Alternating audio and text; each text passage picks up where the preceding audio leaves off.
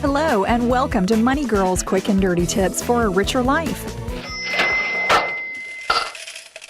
I'm your host, Laura Adams. In this episode, I'll share a listener email that asks important questions about the rules for using IRAs to save for retirement. And keeping with that theme, I also have an exciting announcement. My first audiobook, Money Girl's Guide to Retirement Planning, goes on sale today.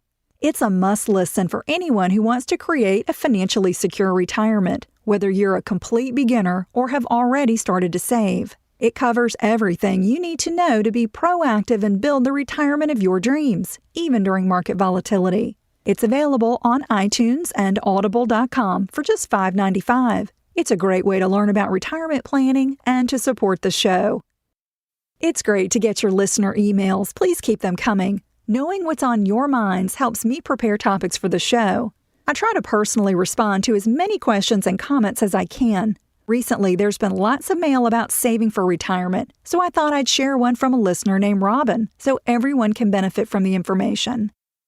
Dear Money Girl, I really enjoy listening to the podcast. I'm currently working abroad and am planning on filing a tax return in the U.S. for the income I made from January to June when I was working in the U.S. I recently listened to episode 102, where you talked about some of the eligibility requirements for investing in an IRA. In the episode, you say the annual maximum amount that you can contribute to a traditional IRA, Roth IRA, or to both is limited by your taxable income, up to $5,000 for 2008. So if you're a student and will only make $3,000 in 2008, for example, your IRA contributions cannot exceed $3,000. I'm wondering if I plan to stay abroad for more than a year, at some point I will have very little taxable income for the U.S. and thus will not be able to contribute to an IRA. Is this correct? Is it possible to contribute $5,000 to a Roth IRA and $5,000 to a traditional IRA in the same year? Is there a difference in the way one would file taxes when one works for an American company abroad as opposed to a foreign company abroad?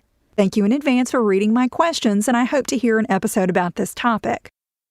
Robin, thanks for your email. It's jam-packed with good questions. Let's first address the issue about paying U.S. taxes when you're living abroad.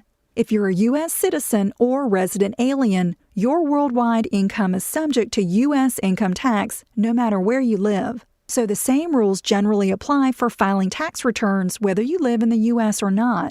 This is the case even if all your income is from outside the U.S. This applies to employees and self-employed subcontractors or freelancers. Robin, you didn't mention your citizenship status, so I'm going to assume that you are a U.S. citizen. If that's the case, you'll need to pay U.S. taxes on all the income you earned in 2008, not just the portion you earned from January to June. However, you may qualify for certain U.S. tax benefits if you meet some requirements while living abroad. You may be able to exclude a limited amount of foreign earned income as well as your housing expense from your total income. You may also be able to claim a deduction